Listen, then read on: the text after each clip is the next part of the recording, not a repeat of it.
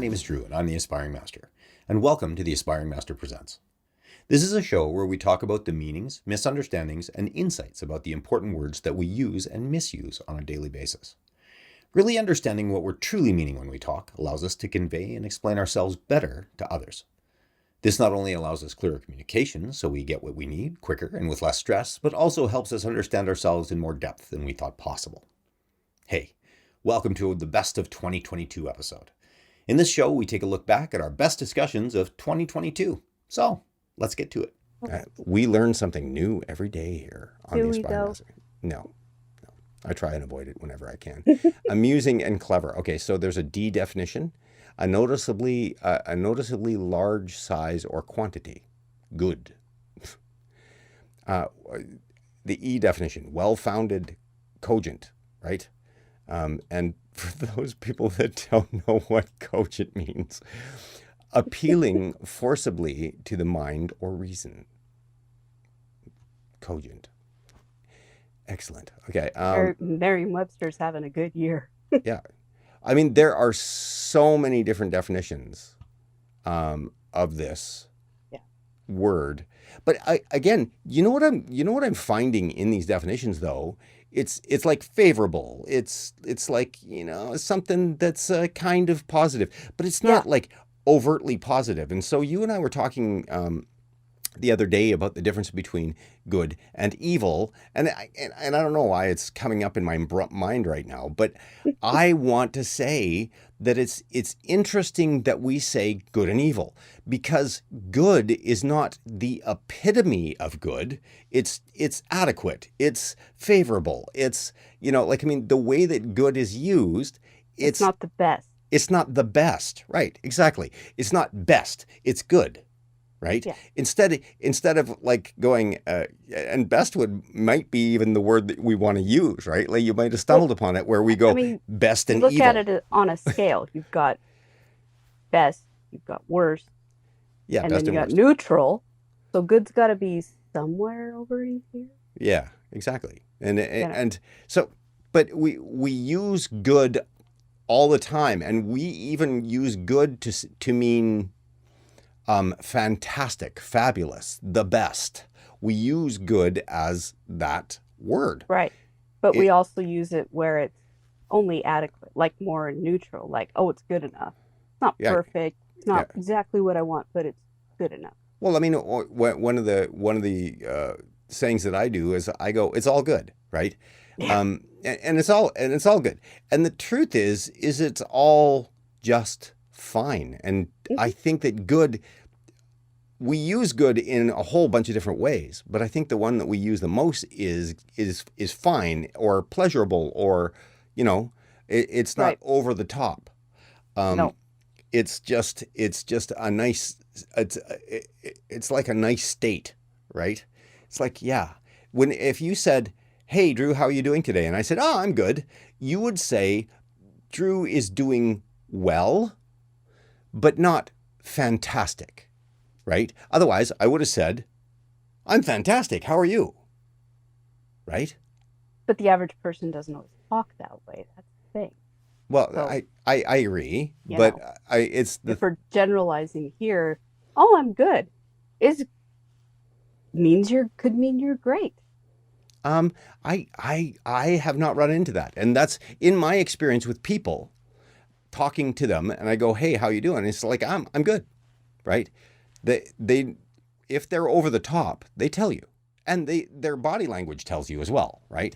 But are they consciously thinking whether or not things are just good, or they're great, or they're bad, or I personally think that we're it's getting just a colloquial response now. Yeah, well, I mean, but I think that we're just getting into the fact that people utilize good just to ward other people off, because you may not be good, and you might be feeling like crap, but you don't want to talk about it. No. And you just say, "Yeah, I'm good."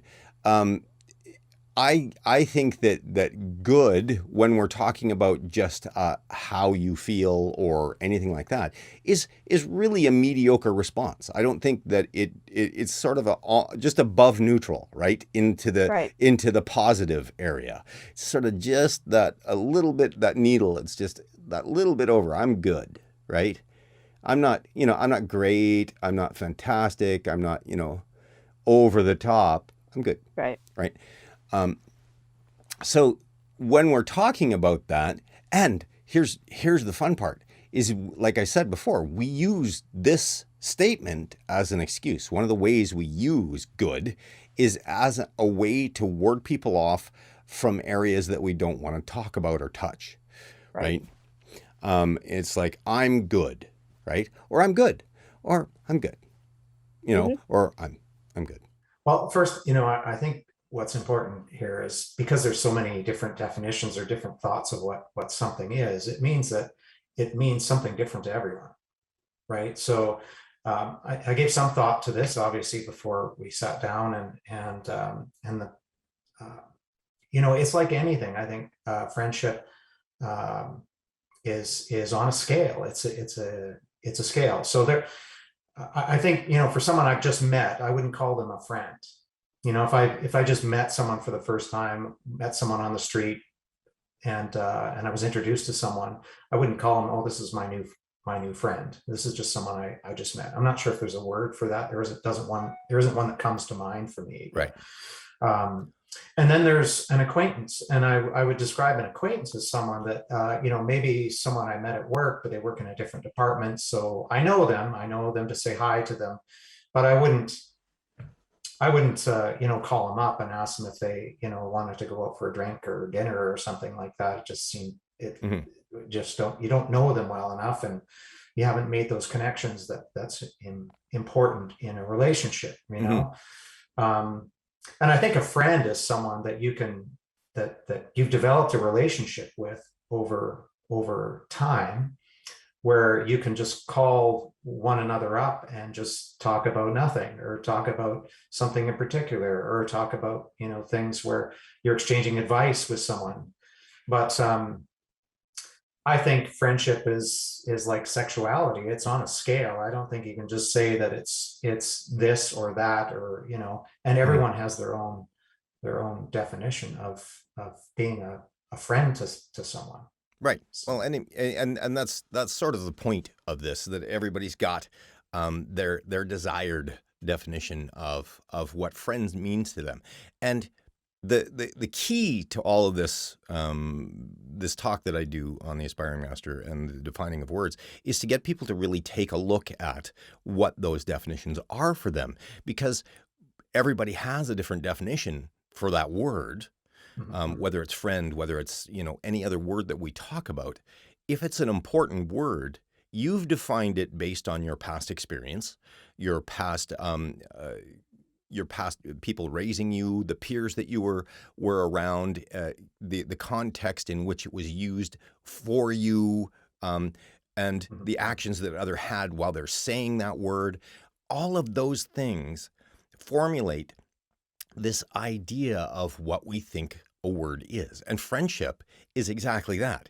It's that past experience of what everybody else has been calling friend. When we're little kids, we want to be everybody's friend because we want to be liked. And I think that friendship, and if we're breaking it down, friendship really comes down to like levels of like, levels of trust, acquaintance. Acquaintance, which I would say is somebody that you like, that you find pleasant, right? And that you would say, yeah, if they said, hey, do you want to go out for lunch on our break and just sit and chat? An acquaintance is somebody that you said is a friend possibility, right? Yeah. Maybe in the future, not right now, because I don't have the level of, and this is the key word that I find in friendship, trust, right? Yeah. You don't have that level of trust and acceptance in my life to be able to come in further. Yeah. I also think you need information. Right. You need information from this person, because I don't know if you've ever sat down with someone and it's like, this person just does weird stuff. Like they eat, breakfast for dinner every night, and they watch a weird show that I would never watch, and they do a weird sport, or they do, something that you just can't connect with. And the more of those kinds of things someone gives you, that is quite often a sign that I don't think I can spend any time with this person because they don't do anything that I like to do. Now, having said that, though, I do have friends that do some pretty weird stuff that I like them because of that, because they can tell me things that I might not hear from my circle of friends, right? They give me some perspective. Yeah, that's a really good word. They give me some perspective on what other people are doing, right? And saying, and how they're living their lives. So that's important too. The information that someone gives you about themselves. Right. Because there are so many things that happen later, right? And I think that I was talking to somebody about mastery, and we were because I call myself the aspiring master, right? And when we're talking about mastery, I think that mastery really is, I've got a pretty good handle on it. Right? And that's basically mastery. I have mastered it in this moment. Exactly. Or I have got really good skills and they seem to have worked thus far. Yeah. Do you know what I'm saying? And so therefore I can say I have a level of mastery. I don't think that there is such a thing. And that this is why people hate my philosophy of my own life. I said, I don't pin anything. I don't pin it to the wall. All I do is, and here's where I can use faith really, really well.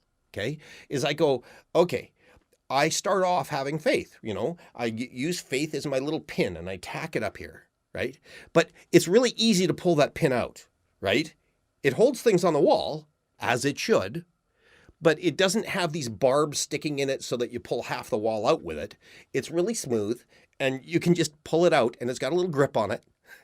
It's ready. And so this is how I use faith. I go, oh, I have faith that this is what's going to happen. Now, as I'm walking down the road and I have new experiences, that faith pin, I might have to go, oh, wait, I need to change the script on that. Okay, no, not this. No, okay. Good there. And I grab that faith pin and it's changed. It's now changed color, right?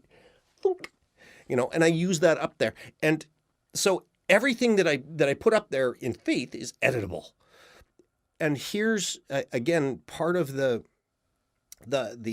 understanding that I have that nothing is absolute, because if it is, then what I've done is I've taken, and I use carpentry analogies here because I don't know if you've ever seen nails that have like, I don't know, the Inuit used to have a spear and it had 2 points down like this and 1 point like this. So when you hit the fish, it would grab the fish and it wouldn't let go, right?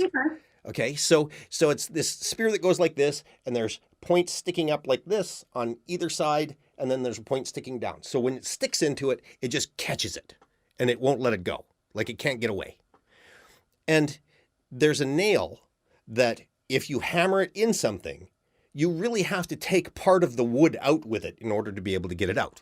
No. And you can say it, I've glued it in. So there's a lot of people that use faith as those nails. You can't get them out. They are impossible to get out. Whereas if you use faith as a tack, it can change. The same thing goes with understanding mastery for me, understanding that there is no absolute. There is only the absolute that I understand right now, right? Because that leaves my room open for re-education later. Then I don't have to defend it. I just go, this is what I understand. These are my experiences. This is how I interpret it. And somebody says, well, that's wrong because, right? And I'm like, okay, I'm absolutely more than willing to listen. And I said, well, in my experience, that doesn't work, right? With this stuff, right? I can say, honestly, in my experience, that doesn't work. Well, you have to have faith. And I said, well, no, I've already used the faith pin over here, right? No. I can, but if I have faith, then that has to be I don't have to have faith, because having faith means I have to believe what you believe. in the sense of Mhm. of people talking to me about their religion. Having faith means they want me to believe and insist that I have to believe in what they believe. Right. Well, and again, because they see faith as a truth, as a That's fact, true. right? Yeah. And whereas because of the way that I do things, faith to me is just a nice starting point that And is looking for the mutable, truth. Yeah. right? It's a mutable thing. And the same thing goes with knowing. It's really a mutable thing. It is what I understand right now in this moment, given the information and experience that I have. Yeah. Yeah. And that's pretty important what you said, because it is based on only right now. Yes, that's important. Knowing has to also be allowed to shift with more information. Well, and because of the way that I use the word faith, because I understand that it is a mutable thing, and because I have that in the rest of my life, and people, like I said, come at me and go, "You're just a wishy-washy. You can move any direction." And I said, "Yeah, but that's part of this life. You have to be able to move in any direction because life is going to hit you from any direction." I know that being flexible has been one of my greatest assets in life. It's gotten me through. When we first got married, for the first 25 years, we probably moved every 18 months. Mm-hmm. It's gotten me through so many things, just being willing to stop, make a quick assessment, and move in another direction, and not question myself, because I don't have to question myself, because I know that if I make a mistake or it didn't work, I can simply change my mind and do something different. It has never been a punishment to make a mistake. I don't like the word, but it's never been a punishment to make a mistake. Right. It's always just been, okay, that didn't work. Now how do I take this experience and make it the one I want?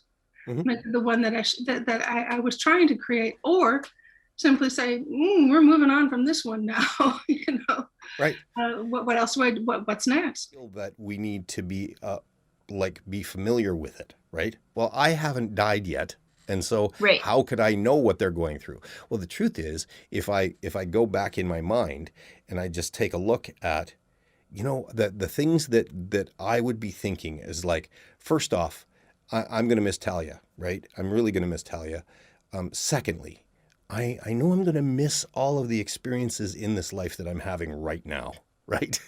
I know all of these things. And so I'm heading towards a place that, not only that, it's super scary, right? Mm. We all have to go and face that thing, and we're grieving for our life already. And I think that that's the thing, is they're trying to tell you that these people are in a deep state of grief because they know that this is coming, right?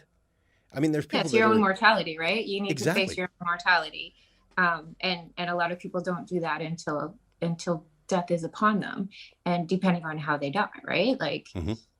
If it's a heart attack, you kind of don't know it's coming. Well, if it's like dementia or Alzheimer's or cancer, depending on the cancer, I guess, like right. It can be a slow and grueling. Mm-hmm. Where you have all that time to think about, your life and your accomplishments and, things that you regret. Mm-hmm. Yeah. Well, it was like Therese when she found out she had lung cancer. Right. And one of the things because she'd talk about, before and after they would film a show, she'd kind of give them an update on how she's doing and her treatments and stuff. But I think she said at one point, I'm not afraid of death. Mm-hmm. She had hit a place where she was, maybe not entirely ready to go, but she was at least comfortable with. Or at peace with it. At peace with it, yes, very much so. And while we're on the subject of when we're heading into death, and this is where a lot of people talk about faith in an afterlife and a lot of that stuff, and that does tend to alleviate you. It's like, I'm going to continue on although I won't be here. Now, I'm an agnostic, so I don't know what goes on. I hope that there's some stuff after, and I hope I get to go back to the 80s. I think that would be fun.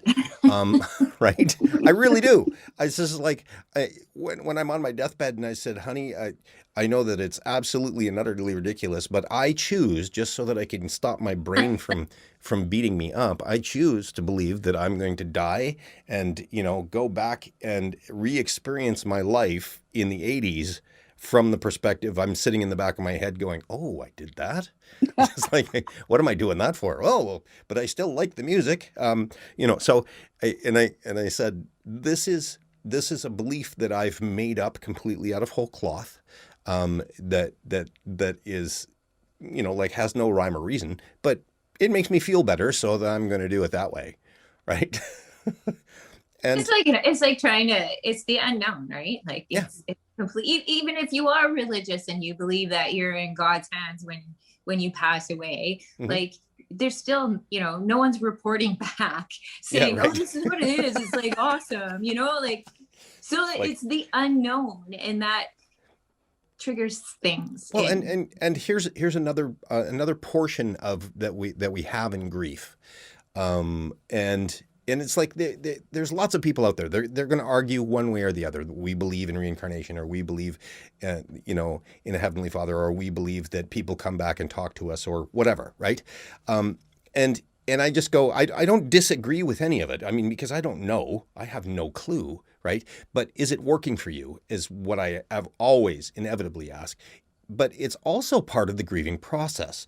Remember that when we lose something, because grief happens when we feel that we lose something that we feel is really important to us.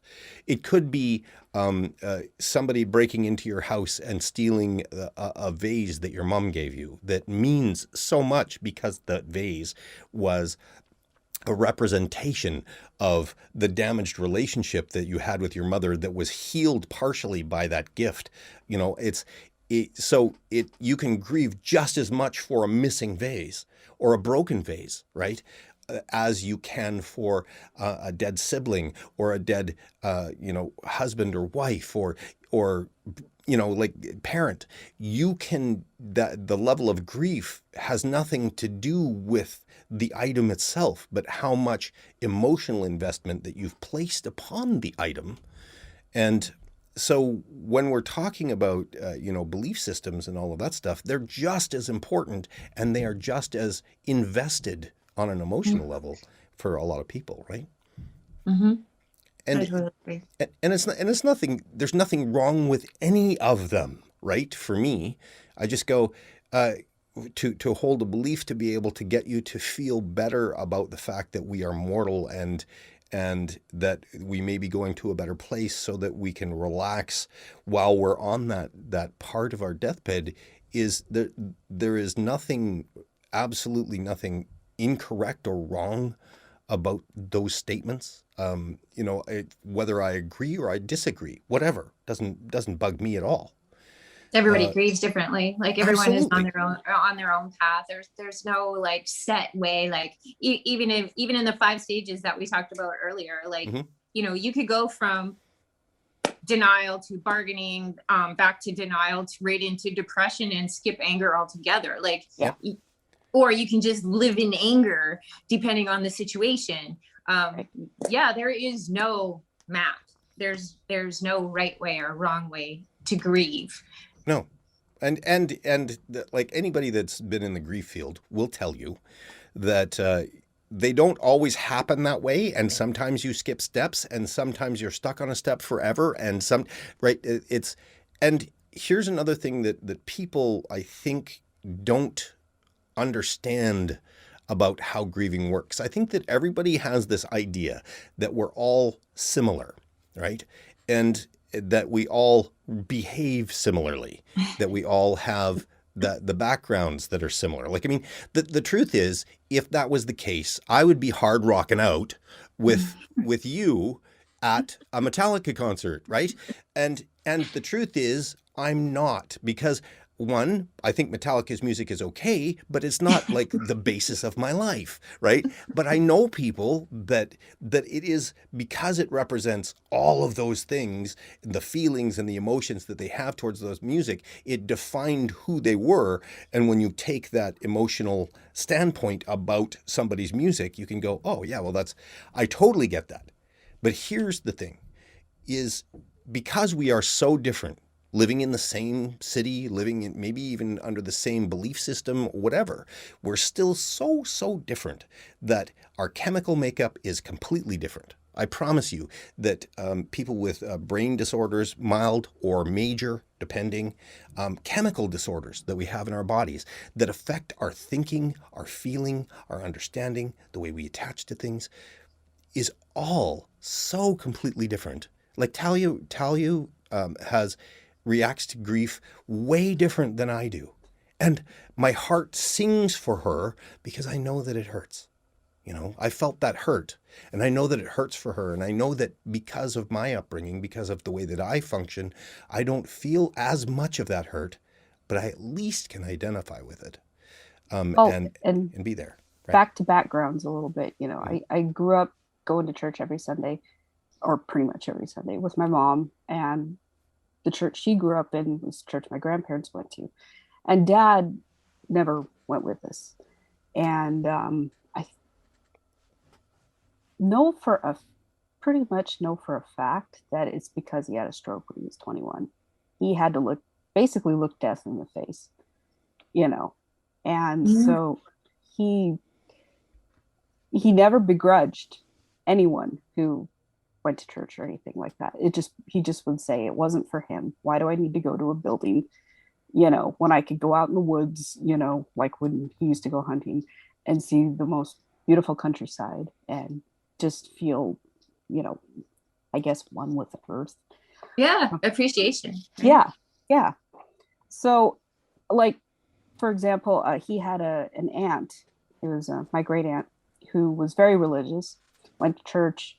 When any of us had any medical issues, like when I had my knee surgery, she used to put me in the prayer group or prayer chain at her church, and she'd ask, and it's like, hey, good vibes are good vibes. I don't care what kind of energy it is, but she never, ever looked down on other people for what they did with their lives. Then the greatest example of that was she was over at our house one time, and my dad used to get Playboy, and she read everything, like literally everything. So she went to pick up a magazine and didn't realize what she grabbed, and she just puts it down and goes, I don't think that's for me. But that was it. No judgment. Wow. She loved unconditionally. How cool is that? Yeah. Imagine living your life without judging. Like, it's so, I catch myself all the time. Right. And I mean, social media is like crazy for passing judgment without actually understanding that person. But wow, that's impressive. That's not to say she didn't get angry, and she didn't have her frustrations, and she didn't say, I just don't understand why these people act that way. Yes. Yes, but I see. She loved everybody genuinely. Well, and it was incredible. I mean, she was more of a like, there's our humanity. Yeah. Like, I lose faith in the inhumanity every time I open like Facebook or Twitter. I'm just like, oh my God. Yeah. But that is humanity. It's like, I don't care who you are. If you're broke down on the side of the road or you're hurt, like, I'm going to stop and help you. Like, and it has nothing to do with me or my religion or anything, right? Like, it's humanity. Well, and because she loved everybody so unconditionally, to a point, she was like more of a grandmother to me than my dad's mom, because she didn't play favorites, and she loved everybody. And so I remember after she died, my cousin Jeff was lamenting that, well, he went down to one birthday card that he got, which was from his parents, because he didn't get birthday cards from his other aunts, and neither did I, not usually. And, but he always got one from Aunt Jessie. And that was the thing. She never forgot anybody's birthday. Aww. So that was kind of hard when she died, because it's like, she used to misspell my name, and she'd write in this really, scribbly scrawl and stuff. But it was just the cutest thing. She'd get the cutest cards and stuff, and it's like, yeah, you end up, I talk about when you honor people too, because what I learned after the death of my dad, and it took me a few years to figure this out, was that time of year, like that traumatic experience, like, and it could be any trauma, the anniversary will come up and you're not thinking about it. Like, you're thinking about it, but you're not really thinking about it. And all of a sudden you just feel like, I felt like crap for like the week before and for a month after, and I would gain weight and I would go into this weird depression, and I never knew why until I connected the dots and went, oh, this is when dad passed away. So I've got all this residual stuff in my mind that so I need to honor him. And so I think I was like 25, and the anniversary of his death would come up again. And because he died on the island here and I was living on the mainland, me and my girlfriend would come over and we'd go, let's go honor my dad. And we would go to the place where we scattered his ashes. And then we would come into Victoria and we just do scenic stuff that I knew my dad would have wanted to do with us. And it honored him. And then those feelings faded away. Like, I knew, and I still honor him every day, just like you did, Talia, with your aunt. It's like, talk about, wow, like, she was so awesome. She never forgot birthdays. She always, even if she spelled my name wrong, like, and you gotta embrace that stuff, right? Like, I think that what you've hit on something really quite nice is one of the best ways to move through grief is get to a place of gratitude, which is right. What I think that we're talking about right now, and being grateful that they were part of your life. Now, you have to go through the anger, you have to go through the depression, and in some levels, right? Like, I mean, it's not the same for everybody, but you go there at least a little bit. And like you said, that your realization that all of a sudden I realized, well, the reason that I was doing that, connect the dots, is because I still hadn't dealt with my grief. I still was unforgiving for some reason, whether that's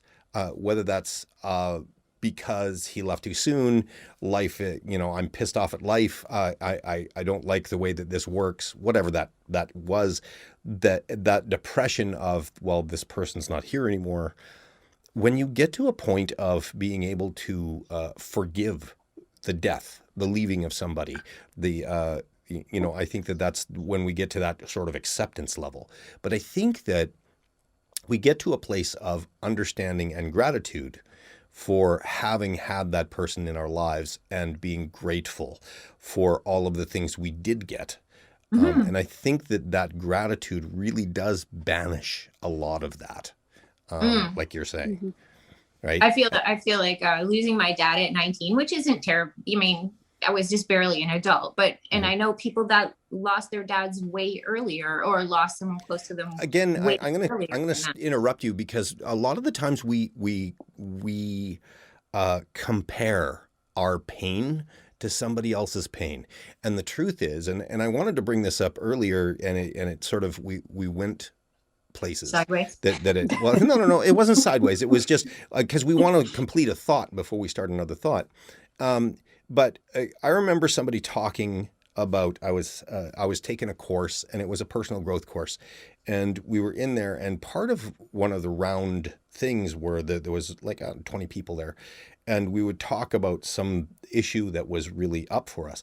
And there was a lady that was talking about her cat that she lost like 11 years before. And she was sobbing and all just huge amounts of grief. That cat was so incredibly important in her life that she had never gotten past the grieving process. And part of what we were doing was allowing some of that stuff up so that we could help it out. And I remember somebody talking, I don't know whether they were talking to me or talking to somebody else, but they said, oh yeah, and it's like, like you lost a cat, hello, right? And me trying to explain that to somebody, I said, it doesn't matter what it is, whether it's a vase, whether it's a cat, whether it's the amount of emotional importance to your life, what kind of emotional support they were in your life, and how much you placed with them, whether it's a cat or an inanimate object. I said it's just as important. You may have lost your husband, and you cannot compare the grief to somebody that lost their cat. You can't look down and contemptually go, well, you lost a cat. That's less important than my husband, right? And it's just like, you do not know that. Let's understand that grieving is a personal experience, and it is just as suffering. The suffering that you do can be just as huge as somebody losing, say a sibling or their daughter. It could be just as huge losing that vase or losing that cat. And I think that we so often compare, and I'm going to throw my wife under the bus here, because I did last video. I mean, come on. Yeah. What the hell? Don't worry, I got you. I got you.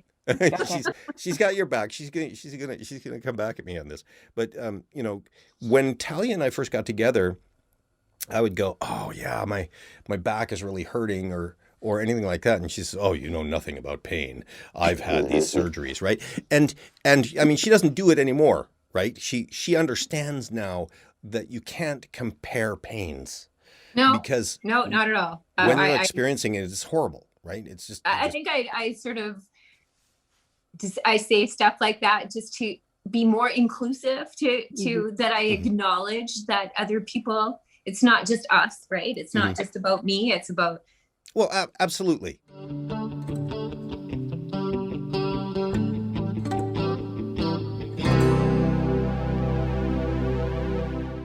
My partner makes tea, and then halfway after it's steeped, they don't like leaving the tea bags in, so they throw them in the sink and the drain, and then you have to move them later, and they're all kind of wet and cold, and it's annoying to me. Right. And I just go, well, it's not bothering me anymore. But now every time I'm annoyed, I go, what's that? Yeah. What's that about? Well, but hang on. That's ridiculous. What's happening? But you're already re-educating your shoulds. Really. Yeah. That's what you're doing. Is like, you shouldn't put those in the sink because they get gross and mucky and somebody has to clean them up, and that's usually me. You shouldn't be doing that. And once you recognize, like what you're saying is, you recognize the anger, because the anger is a really good indicator for should, because should is another in that chain, another thing that you can look at in that chain, going to what am I afraid of? It's like, why is this happening? Because I should, or because they shouldn't, right? We have to understand that we have this fantastical idea of what life is supposed to do, what nature is supposed to do. And I mean, I think that not all, but a lot of Buddhists that I've run into just say, oh, you have to accept the world the way it is, right? When most people think of what's fair and what's not fair, are they really being honest? Are they being impartial? Are they looking at, I don't think they're looking at the whole idea of fairness as being impartial or honest, because I think everyone's interpretation of fairness is subjective. Like, well, and so is their interpretation of honest, right? Well, yeah. It's like, yeah. And impartial. And when their emotions are involved in it and they're emotionally invested in something that goes awry and it doesn't feel fair, they're not going to be approaching that objectively, because emotions aren't objective, emotions aren't logical. So how can you say something isn't fair if you're so deeply in your emotion? Well, I mean, and I think that if you're using the word fair, and it's one of those, it's probably one of those words that I would say would do us better not to have it. It's like, because other than in reference to carnivals. Well, that's true. Yeah, there is the carnivals, and we definitely like fairs. If it wasn't for COVID, and we'd have to just watch them on TV, but. It's not as fun as riding the roller coaster and getting sick and throwing up on the person next to you. Well, of course. I mean, throwing up on the person next to me is the ultimate fantasy of going to the fair. This coming from the guy who gets seasick on the tilt-a-whirl. In his mind, we were friends. right? He'd already put that trust and stuff in me. And it was just me telling him I hadn't yet. I don't, and I told him even at the time, I said, I don't really know you, right? I can't formulate that kind of friendship without really knowing you. I know that we talk about some cool things. We connect on these levels, but I don't know you, right? And he didn't understand that. Years later, like he said, it was about a year and a half, he said. And then I finally kind of understood that as we were forming the friendship and how much deeper it was than it was when at that point. And I think that he exposed me to that whole idea of the fact that everybody's got this otherly definition of what it is this friendship should be giving to me. And what it is a friendship means to them, right? Right. Awkward silence. No, I'm thinking about the definition of friendship again, because he obviously, or maybe he hadn't given a lot of thought to, like, you're a very detailed guy. So you think these things through, and you understand that there is, friendship is on a scale. And you have a point where you don't call it friendship until it reaches a certain point. He meets someone and he's like, his definition of friendship is, well, here's my new friend. We've had a couple cigarettes together, and so we're friends. So your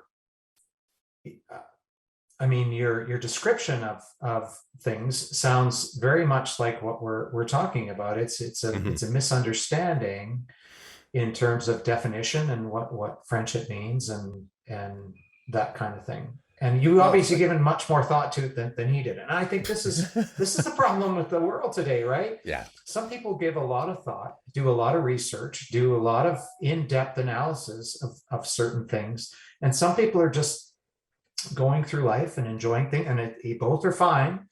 But you have two perfectly fine people who have a disagreement about something, but they're both pretty much on the same page. They just call things differently, right?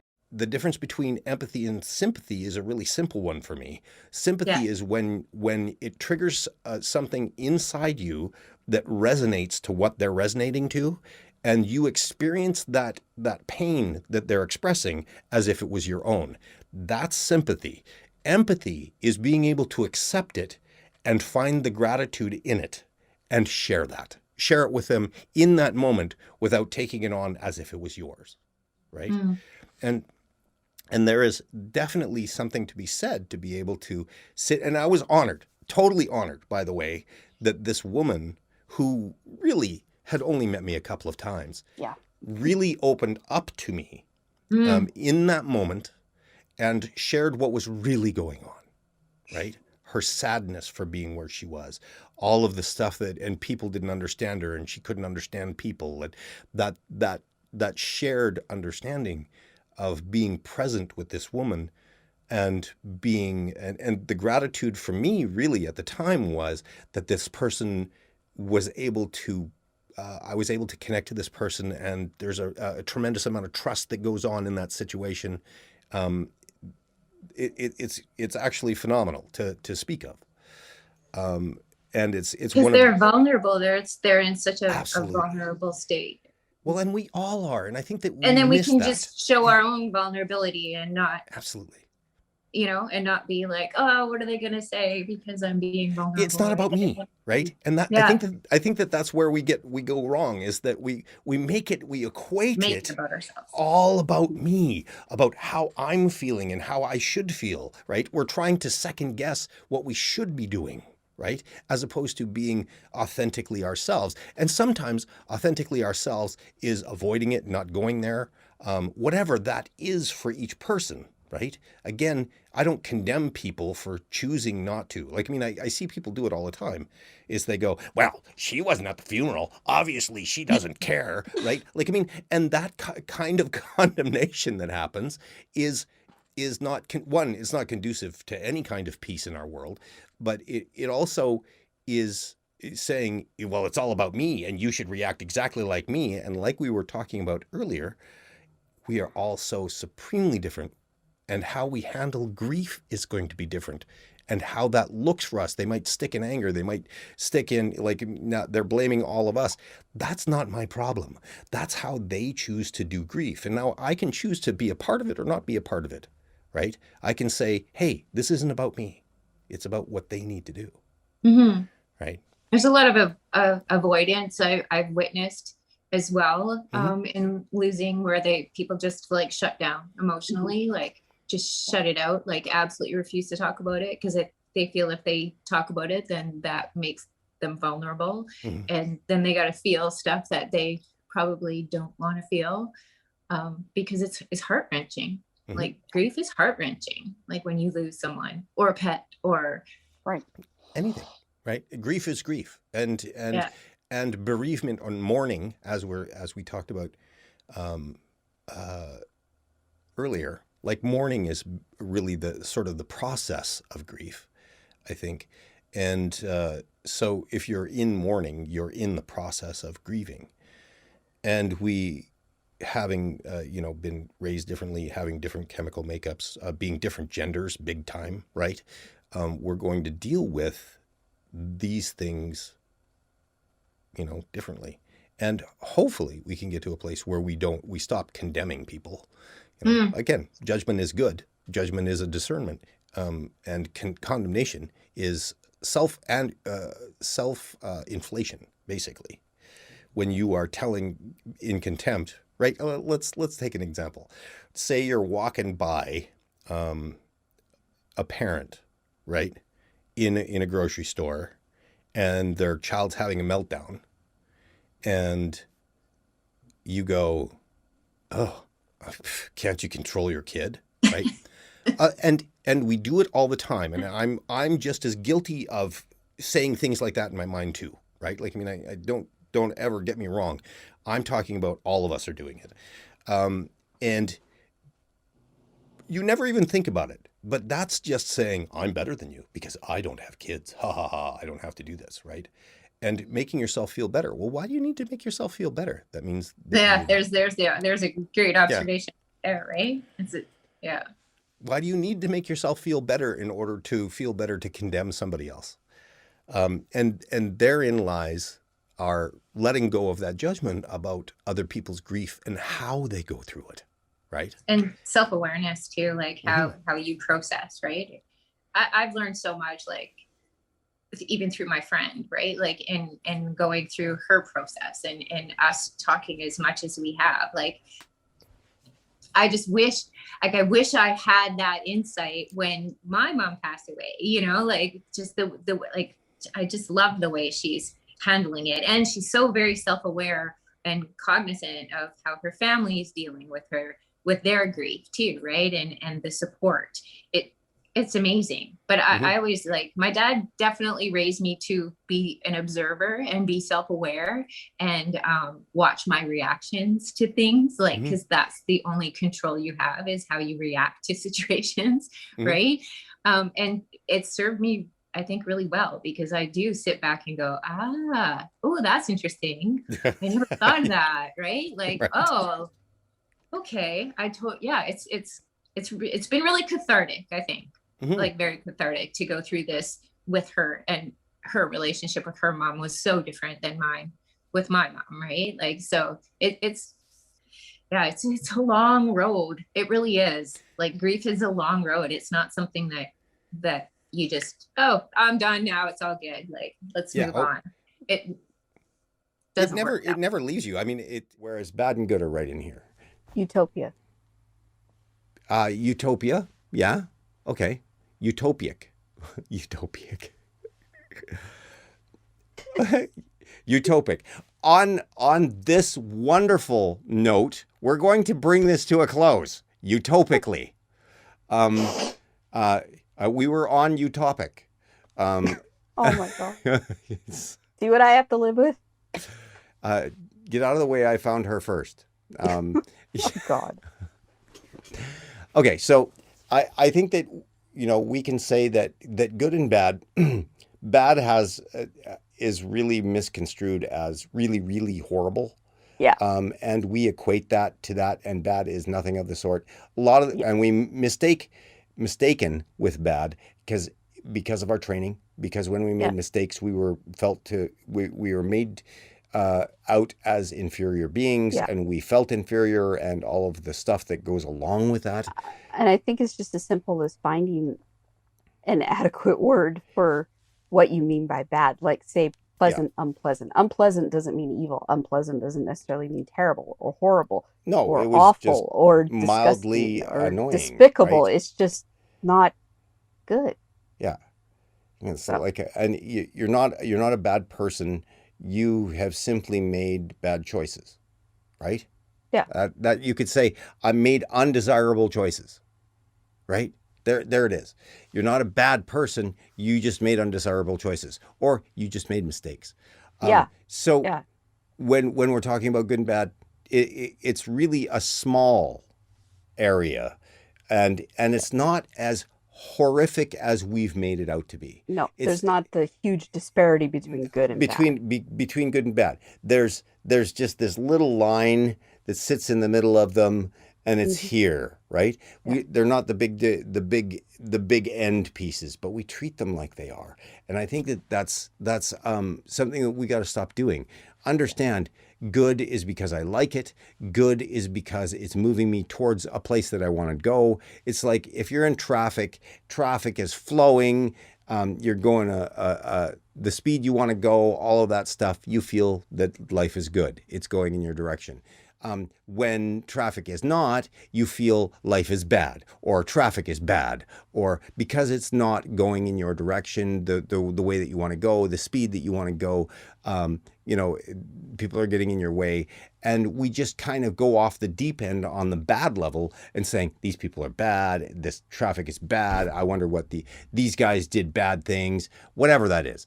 And we go off the deep end and judge based on that. And I think that we've got to get off the good and bad judgment and condemnational judgment that goes along with bad.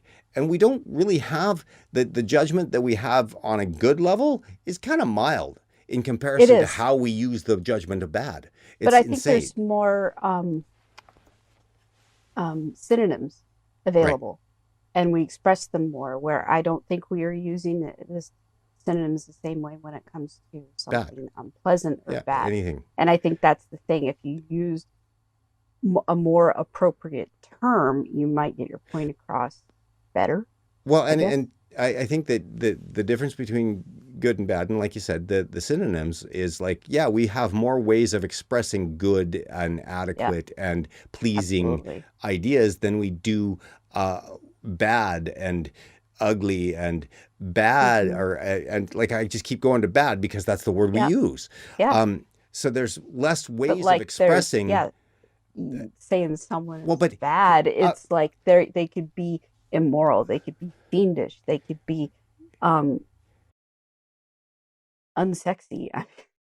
I mean, there's so many different ways you could use that to describe a person and their actions. It's like we're just it's like good, we've got all these decent terms, but so that just so I don't lose this thread, right. What we do is like you said, when you're angry, you tend to go to the extreme. So when you're talking about badness, you go to the absolute other extreme because you're in negative emotion. And negative emotion is so dramatic in itself. We don't use the softening things because we feel like it's horrible, right? Yeah. And because we feel like it's horrible, we utilize this word bad in such wrong ways that instead of like when you're mad at something, right? You're not thinking about, I hate that traffic is slow and I'm not going to get to where I want to go. You're blaming around you, excuse my French. And so you're blaming stuff around you for your emotional state of being uptight and needing to go to another place, that you just go to this extreme of bad, meaning worse. Instead of bad meaning mistaken or lightly that was a bad choice or an incorrect choice, or right. Well, and also that we've been taught that any unpleasant feeling is bad. Yes, and that's not necessarily true. I mean, you can walk into a room with people you don't know and get like a bad vibe. Mm-hmm. The energy is off. It doesn't feel safe. It doesn't feel conducive to where I want to be emotionally or mentally or whatever. But I wouldn't necessarily, I say bad vibe, but that's just a colloquial term. Well, I know. It may not be bad. It may just be I mean, other people could find it. Oh, it's fine in here. I don't see what your problem is. It's unpleasant or uncomfortable. Yeah, uncomfortable. Yes. Right? So I think that also being taught that, well, if you feel bad, it must be bad. And again, like we're saying, we tend to go to the extremes. Instead of saying I'm feeling uncomfortable, you're saying I feel bad. Feel bad. All right, it's worse. It's horrible. Yeah. The concept of God, whether there is a higher being or not, was always meant to try and make sense of something that can't be made sense of. At least on some level, it was meant to comfort. Mm-hmm. It was meant to help us through tough times and that kind of thing. But you're right. As we try and fit what we knew from 3,000 years ago, and you keep stuffing all the peripheral things into that comfort box and into that thing that made sense 3,000 plus years ago, and try and have that same box make sense now, doesn't make sense. But it does still give comfort to people who don't do well with change, who don't do well with okay, when I first had my first kid, I was a working woman in a doctor's office, and then I stayed home with the kids. And I was going, well, how can you?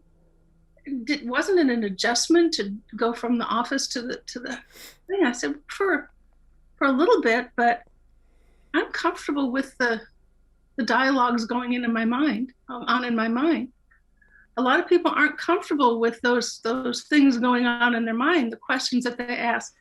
Even watching a TV program that might have some kind of spiritual thing, and you go, yeah, I'm not so sure about that. But if you question, like if I'm watching a Catholic Mass on TV and I question what they say, and I'm a real deep believer in Catholicism, I'm going to go, no, can't have that dialogue in my mind. Mm-hmm. It's uncomfortable. I'll go to hell. I'm a heretic for thinking that thought. Right. So, and a lot of people are in that zone of, my faith says I should not question this. Mm-hmm. My religious faith says I should not question. My faith in myself says I just want to be comfortable. I'm not going to question. That makes me very uncomfortable. Mm-hmm.